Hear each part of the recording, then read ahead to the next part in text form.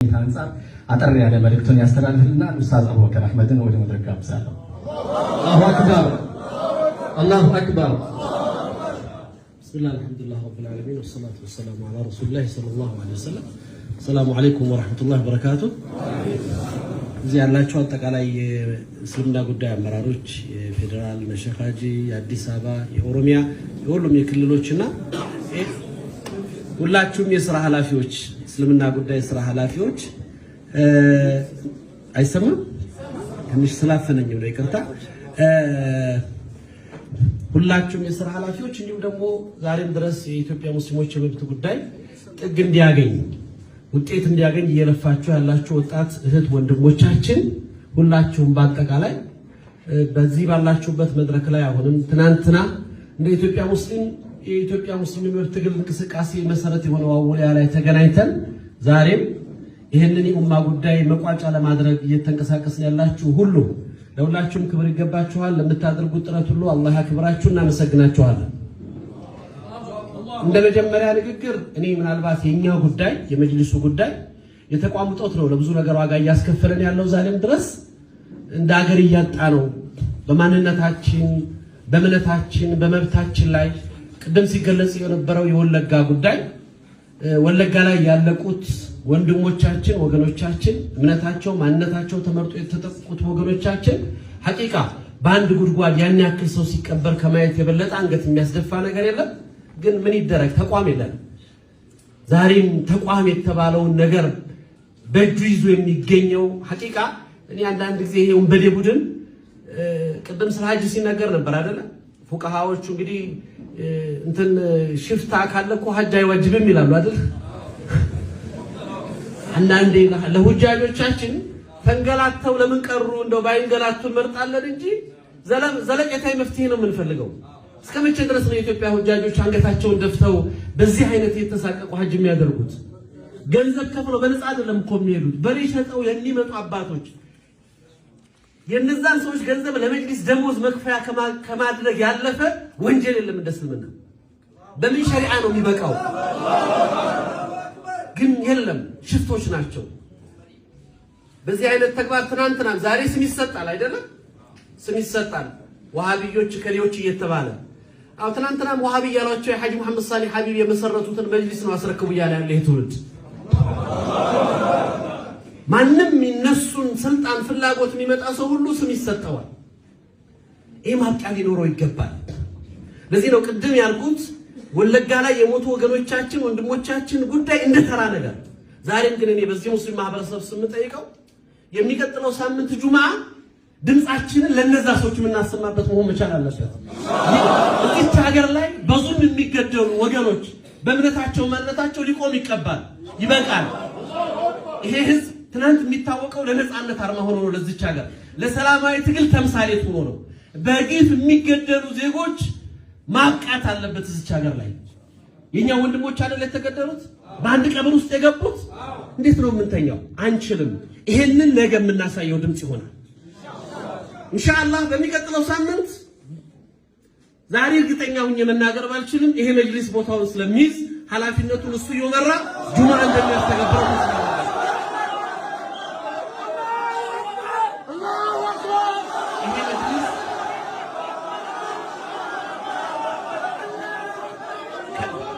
ከነገ በኋላ ባሉት አንድ ሳምንት ቀናቶች ውስጥ ትክክለኛ ህዝብ ይወክላል ተብሎ የተመረጠው ጊዜያዊ ሽግግር መጅሊስ ቦታውን ተረክቦ የዚህን ኡማ እንባ እንደሚያብስ የዚህን ድምጽ እንደሚያሰማ የሞቱትን ዜጎች ድምጽ ፍትህ እንዲያገኙ ዜጎች ዋስትና እንዲሰጣቸው እዚች ሀገር ላይ ትናንት አምባገነን ፊት የቆመ ኃይል ዛሬ በዚህ በለውጥ ጊዜ አንገቱን ደፍቶ አይኖርም። ለሰላም አሁንም ለዚች ሀገር ሰላም ከማንም በላይ ስለሚጨነቅ ነው እነዚህን ጋጠ ወጥና ህገ ወጦችን ተሸክሞ እየኖረ ያለ ይታወቃል። ስለዚህ አሁንም አይቀጥል ቆቁት። ዛሬም ድረስ ሀገር እንዲቀጥል ስለምንፈልግ ዛሬም ድረስ ስለ ሰላም ስለምንጨነቅ ነው ሁሉ ዋጋ እየተጓዝን ያለ ነው። ብዙ ልፋት እየተረፋ ነው። ዛሬ በሁሉም መዋቅር ከላይ እስከታች ያለው የመንግስት አመራር ይሄ አካል እየሄደበትን ያለ መስመር ተረድቷል። ስለዚህ ውሳኔ ነው የሚቀረው። የሚቀጥለው ሳምንት ያን የምናይበት ጊዜ ለሚሆን ተስፋ አደርጋለሁ። በመቀጠል እኔ ብዙ ነገር ማርዘም አልፈልግም ጊዜው ስለሄደ እነዚህ ጉዳዮቻችን ተሳክተው እንደ ሀገር ለሀገር የሚበጅ ማንነታችንን ይዘን ኃላፊነታችንን ግዴታችንን ተወጥተን አሁንም አንድነታችንን አስጠብቀን እኔም ማዝነው ሱፊያ ሰለፊያ የተባለ ታፔላ የተሰጠ በማያውቁት ማንነት ትናንት በዛ በአምባገነን መንግስት የታገልናቸው እነዛ አውሬ የሙስሊም ማህበረሰብ በማክፈርና ደሙን ለማፍሰስ ወደ ኋላ የማይመለሱ አህባሾች ዛሬ አደባባይ ወጥቶ ሊፎክሩ የሚችሉበት ወላሂ ምንም አቅም የላቸው። ይሄ አካል አንድ ነገር ሊያውቁት ይገባል። ህግና ስርዓትን እየጠበቅን ነው። ከአሁን በፊት ጠቅላይ ሚኒስትሩ በግልጽ ተናግረዋል። የሚያዝያ 23 የሸራተን ጉባኤ ላይ ዑመር ኮምበልሻ የሚባለውን ሰውዬ እዚች ሀገር ላይ አህባሽን ልታነግስ እያደረክ ያለውን ህገ ወጥ ነገር ባታቆም የሚጠብቅህ እስር ቤት ነው ብለውት ነበር። ያ እንዲተገበር እንፈልጋለን። እንደዚህ አይነት ድንበር ያለፉ ጋጠ ወጦች ህግና ስርዓት ሊከበር ይገባል። አንታገስም። ዛሬም ተቋም እንዲኖር ሰላምንና ህግና ስርዓትን በማክበር ነው ይሄ አካል አንገቱን ደፍቶ የሚሄደው እንጂ ታንክ ፊት የቆመ ትውልድ ነው እዚህ ያለ። ይሄንን ወቁት። ዛሬም ሰላማዊነታችን ይቀጥላል። ውጤቱንም ደግሞ እናሳካለን በአላህ ፍቃድ። ሐጁንም በተመለከተ እኔ ዛሬ ሐጅ የቀሩት ወንድሞቻችን እንዳልኳችሁ ነው። በእነሱ መቅሮት አይደለም የማዝነው። የሐጅ ለቅሶ ግን ከዚህ ዓመት በኋላ ይበቃል። በክብር የሚሄዱ ኢትዮጵያውያን ሁጃጆች እንዲፈጠሩ ጠንካራ ተቋም። እኔ ባንኮቹንም ማልፈርድባቸው ነገር አለ። የኛ ባንኮች ላይ ብር የሚያስቀምጥ እኮ መጅሊስ የለንም። ከየት አምጥቶ የሚመጣው ይዘረፋል፣ ያለው ይጠፋል። ዛሬ እኮ ሌሎች ተቋማቶች ከሀገሮች 100 ሚሊዮን ዶላሮች ሌሎች ሁለት ተቋማቶች ተቀማጭ ቢሊየንስ ብሮች በየባንካቸው አለ በየቱም አካውንት ብትይው። የኛ ግን የደሞዝ የሚከፍለው ገንዘብ የሌለው ስብስብ ተቀምጦ ነው አንዳንዴ የማንፈርድባቸው። እንደዚህ ሆኖ ለዚህ ዜጋ ሲባል ነው ይሄንን ገንዘብ ሲያደርጉ የነበረው። ግን ሊቆም ይገባል፣ ማብቃት አለበት። ከዛ አልፎ የሌሎች እምነት ተከታይ ወገኖችን ሳይቀር እቺ ሀገር የጋራ ሀገራችን ናት። ተከባብረን የምንኖርባት ሀገራችን። በዚች ሀገር ጉዳይ ላይ በጋራ ተከባብረን ተሳስበን እንኖራለን። የሌሎች እምነት ተከታዮች ዛሬም የምንነግራቸው ነገር እምነታችን የኛ ነው።